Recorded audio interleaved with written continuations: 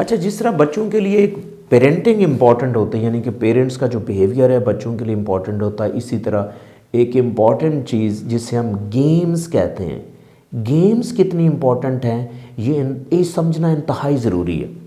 हाँ, डिपेंड करता है कि कुछ गेम्स बच्चों की फ़िज़िकल हेल्थ, मेंटल हेल्थ और कॉग्निटिव हेल्थ के लिए फ़ायदेमंद होती हैं, लेकिन इसी तरह कुछ गेम्स उनके लिए नुकसानदेह भी हो सकती हैं।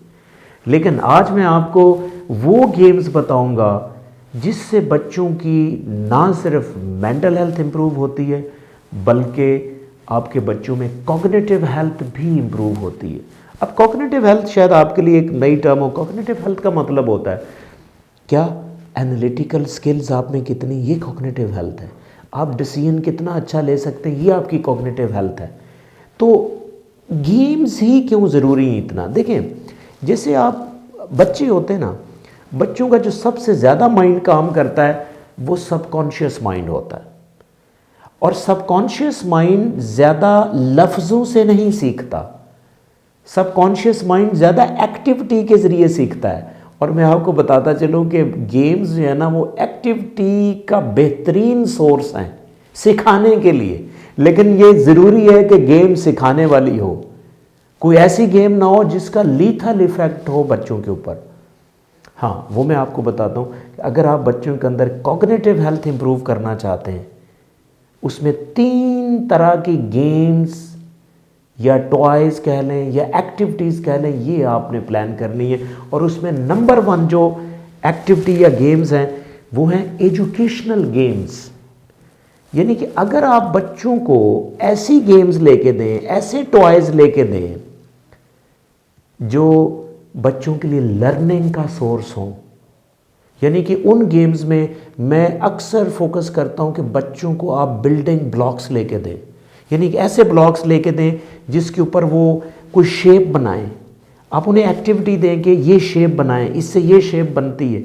उसके साथ उनको कोई गाइडिंग पेपर दें। जब वो शेप बना रहे होते हैं तो उनका माइंड ज़्यादा काम करता है। बच्चों को कभी कोई ऐसी गेम ना दें जिसमें माइंड ही काम ना करे। बड़ी सिंपल सी कोई चीज़ खेल, जिस फर्ज करें आपने एक मोटरसाइकिल खिलौने में लेके दे दिया, ये आपके बच्चे में कॉग्निटिव हेल्थ इंक्रीज नहीं करेगा।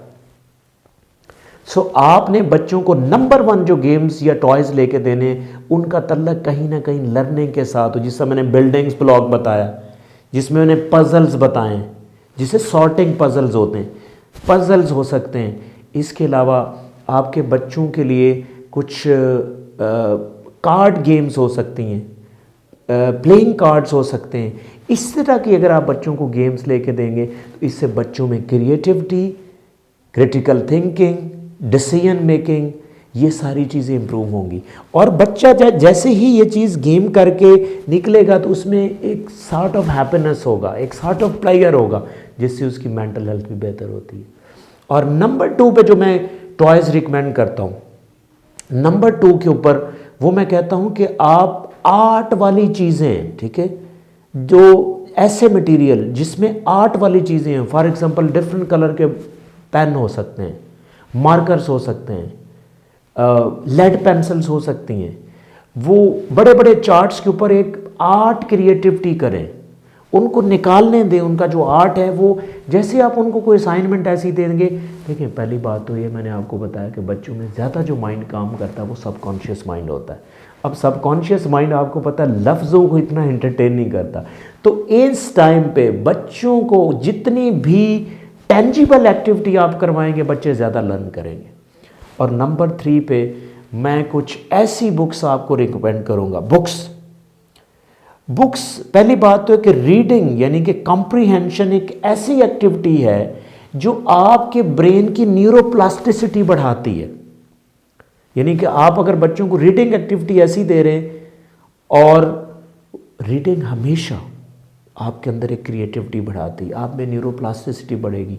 और अगर आपके पास बुक्स ऐसी हैं लाइक जिसमें स्केच बुक है, यानी कि जब आप स्केचिंग करते हैं तो क्रिएटिविटी बढ़ती है।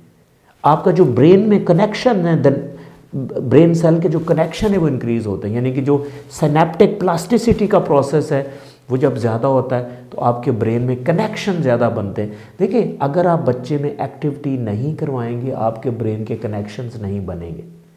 इस तरह अगर आपने देखा होगा ना, 2 माह के बच्चे को अगर आप आवाज़ दें तो वो आपकी बात नहीं सुनता। क्यों नहीं सुनता? क्योंकि उस टाइम बच्चे के ब्रेन के अंदर इवन कनेक्शन इतने वीक होते हैं कि वो आपकी आवाज़ भी उसके कान तक तो पहुंच जाती लेकिन ब्रेन तक नहीं जाती। तो इसी तरह आपने बच्चों को ऐसी एक्टिविटी देनी जिसमें उनके जो सेल्स हैं वो आपस में ज़्यादा कनेक्ट करें।